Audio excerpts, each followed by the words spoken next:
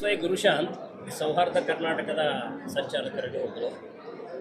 ಈ ಸಿನಿಮಾ ನಮ್ಮ ವ್ಯವಸ್ಥೆಯ ಒಂದು ಕ್ರೌರ್ಯವನ್ನು, ಎಲ್ಲ ಮುಖಗಳಲ್ಲಿರುವಂಥ ಕ್ರೌರ್ಯವನ್ನು ಅದು ಬಿಚ್ಚಿಟ್ಟಿದೆ. ಅದನ್ನು ಕೇವಲ ಆರ್ಥಿಕ ಅಥವಾ ಸಾಮಾಜಿಕ ಶೋಷಣೆ ಮಾತ್ರ ಅಲ್ಲ, ಈ ಮೂಲಕವಾಗಿ ಒಂದು ಇಡೀ ದುಡಿಯುವ ವರ್ಗವನ್ನು, ಒಂದು ದೊಡ್ಡ ಸಮುದಾಯವನ್ನು ಹೇಗೆ ಈ ವ್ಯವಸ್ಥೆ ಸುಲಿಗೆ ಮಾಡ್ತದೆ, ದಬ್ಬಾಳಿಕೆ ನಡೆಸ್ತದೆ ಅಂತ ಅನ್ನುವಂಥದ್ದನ್ನು ಭಾಳ ಒಂದು ಉತ್ತಮವಾದಂಥ ರೀತಿಯಲ್ಲಿ ಅನಾವರಣ ಮಾಡಿದ್ದಾರೆ. ಈ ಸಿನಿಮಾ ಆ ದೃಷ್ಟಿಯಲ್ಲಿ ಭಾಳ ಮಹತ್ವದಾದಂಥ ಒಂದು ಸಿನಿಮಾ. ಇವತ್ತು ಎಷ್ಟೋ ಸಿನಿಮಾಗಳಲ್ಲಿ ಭಾಳಷ್ಟು ರೀತಿಯಲ್ಲಿ ಮೌಢ್ಯತೆಯನ್ನು ವಿಜೃಂಭಿಸುವಂಥದ್ದು ನಡೀತದೆ, ಅಂಧಶ್ರದ್ಧೆಯನ್ನು ವಿಜೃಂಭಿಸೋದು ನಡೀತದೆ, ಜನರನ್ನು ಬೇರೆ ರೀತಿಯಲ್ಲಿ ದಾರಿ ತಪ್ಪಿಸುವಂಥ ಅನೇಕ ಪ್ರಯತ್ನಗಳಿರ್ತವೆ. ಆದರೆ ಈ ಸಿನಿಮಾ ವಾಸ್ತವದ ಕಡೆಯಲ್ಲಿ ಇದು ನಮ್ಮನ್ನು ಕೊಂಡೊಯ್ತದೆ. ಅಷ್ಟು ಮಾತ್ರನೇ ಅಲ್ಲ, ನಮ್ಮ ಸಂವಿಧಾನಬದ್ಧ ಆಡಳಿತವನ್ನು ಇದು ಪ್ರತಿಪಾದನೆಯನ್ನು ಮಾಡ್ತಾ ಇದೆ. ಅದನ್ನು ಆ ದೃಷ್ಟಿಯಲ್ಲಿಯೂ ಕೂಡ ಈ ಸಿನಿಮಾದ ಒಂದು ಭಾಳಷ್ಟು ಅದರ ಡೈಲಾಗ್ಸ್ಗಳು, ಆ್ಯಕ್ಷನ್ ವಿಷಯದಲ್ಲಿ ಅಂತೂ ಅದು ಯಾವುದೇ ರೀತಿಯಲ್ಲಿ ನಾವು ಕಡಿಮೆ ಅಂತ ಅನ್ನೋಕ್ಕಾಗೋದಿಲ್ಲ. ವಿಶೇಷವಾಗಿ ಹೊಸದಾಗಿ ನಟನೆ ಮಾಡ್ತಿರೋಂಥವ್ರನ್ನು ಕೂಡ ಭಾಳ ಉತ್ತಮವಾದಂಥ ರೀತಿಯಲ್ಲಿ ಮಾಡಿದ್ದಾರೆ.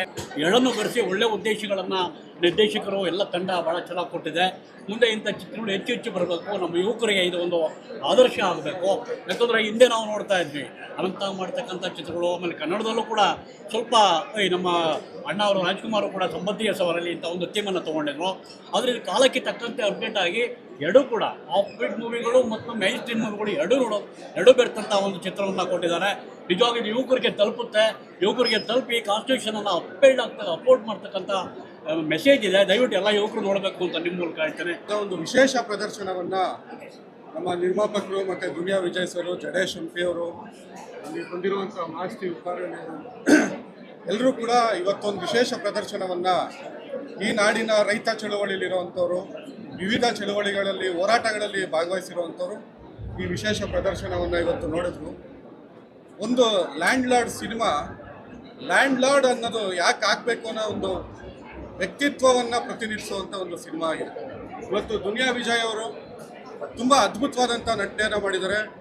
ಸಂಭಾಷಣೆ ಬರೆದಿರುವಂಥ ಮಾಸ್ತಿ ಉಪ್ಪಾರಳ್ಳಿಯವ್ರ ಸಂಭಾಷಣೆ ಅದ್ಭುತವಾಗಿದೆ. ಜಡೇಶ್ ಹಂಪಿಯವರ ನಿರ್ದೇಶನ ಮತ್ತು ನಿರ್ಮಾಪಕರು ಸತ್ಯಪ್ರಕಾಶ್ ಅವರ ಒಂದು ಬಂಡವಾಳ ಏನಿದೆ, ಎಲ್ಲೂ ಕೂಡ ಸಿನಿಮಾ ಯಾರಿಗೂ ಕೂಡ ಬೋರ್ ಹೊಡ್ಸಲ್ಲ. ಜೈ ಭೀಮ್. ಏನಪ್ಪಾ ಅಂದ್ರೆ ನಮ್ಗೆ ಒಂಥರ ಹಬ್ಬ ಇದ್ದಂಗೆ ಆಯ್ತು. ಇವಾಗ ಗಣರಾಜ್ಯೋತ್ಸವದ ಜೊತೆಗೆ ಒಂದು ಹಬ್ಬ, ಸಾಂವಿಧಾನಿಕ ಹಬ್ಬ ಇದು. ನಮ್ಗೆ 21ನೇ ಶತಮಾನದಲ್ಲಿ ಒಂದು ಐತಿಹಾಸಿಕ ಚಿತ್ರಗಳನ್ನ ನಾವು ಕಂಡ್ವಿ ಒಂದು ಕನ್ನಡ ಚಿತ್ರರಂಗದಲ್ಲಿ. ಒಂದು ಕಾಟೇರ, ಮತ್ತೊಂದು ಲ್ಯಾಂಡ್ ಲಾರ್ಡ್. ನೋಡಿ, ಲ್ಯಾಂಡ್ ಲಾರ್ಡ್ ಇದು ಮೂವಿ ಅಲ್ಲ, ಇದು ಕೇವಲ ಒಂದು ಚಿತ್ರ ಅಲ್ಲ. ಇದು ದಲಿತರ, ಶೋಷಿತರ, ನೊಂದವರ ಅವರ ಒಂದು ಪ್ರತಿಬಿಂಬ. ನಾವು ಎಲ್ಲರ ಕಥೆಗಳನ್ನ ಪಠ್ಯ ಪುಸ್ತಕಗಳಲ್ಲಿ ಓದ್ತೇವೆ, ಪುರಾಣಗಳನ್ನ ಪಠ್ಯ ಪುಸ್ತಕಗಳಲ್ಲಿ ಓದ್ತೇವೆ, ಎಲ್ಲರ ಸಾಮ್ರಾಜ್ಯವನ್ನ ಪಠ್ಯ ಪುಸ್ತಕಗಳಲ್ಲಿ ಓದ್ತೇವೆ. ಆದ್ರೆ ಶೋಷಣೆಯ, ದಲಿತರ ನೋವಿನ ಕಥೆಯನ್ನ ಯಾವುದಾದರೂ ಪಠ್ಯ ಪುಸ್ತಕದಲ್ಲಿ ಓದಿದ್ದೀವಾ? ಇಲ್ವೇ ಇಲ್ಲ. ನಮ್ಮವರ ಬದುಕನ್ನು ಎಲ್ಲಿಯೂ ಕಾಣಿಸಿಲ್ಲ ಬರವಣಿಗೆ ರೂಪದಲ್ಲಿ. ಆದ್ರೆ ಈ ತರದ ಮೂವಿಗಳ ಮೂಲಕ ಶೋಷಿತರು ಎಷ್ಟು ಕಷ್ಟಪಟ್ಟಿದ್ದಾರೆ ಅನ್ನೋದನ್ನ ಬಹಳ ಅಚ್ಚುಕಟ್ಟಾಗಿ ಮೂವಿನಲ್ಲಿ ತೋರಿಸಿದ್ದಾರೆ. ಎಲ್ರು ಬಂದು ನೋಡಿ. ಮತ್ತೆ ನೋಡಿ, ಅಂದವಾದ ಹೆಣ್ಮಕ್ಳನ್ನ ಊರ್ಬಸ್ವಿ ಮಾಡೋದು, ಅಥವಾ ಒಂದು ತುಂಡು ಭೂಮಿಗಾಗಿ ಎಷ್ಟು ಪರದಾಡ್ಬೇಕು ನನ್ನ ಜನ. ನಾನು ಒಬ್ಬ ದಲಿತಲಾಗಿ ಹೇಳ್ತಿದ್ದೀನಿ, ನನ್ನ ಜನ ಒಂದು ತುಂಡು ಭೂಮಿಗಾಗಿ ಅವರ ಜೀವನ ಎಲ್ಲ ಸವಸುವಂಥದ್ದು, ಹೋರಾಟದ ಬದುಕು ಹೇಗಿತ್ತು ಅಂತ ಒಂಥರ ಕರುಣಾಜನಕವಾದಂತಹ ಕತೆ. ತುಂಬಾ ಕಣ್ಣಲ್ಲಿ ನೀರು ಹಾಕೊಂಡಿದ್ದೀನಿ ನಾನು. ನಾವು ಯಾವಾಗ್ಲೂ ಋಣಿಯಾಗಿರ್ತೀವಿ.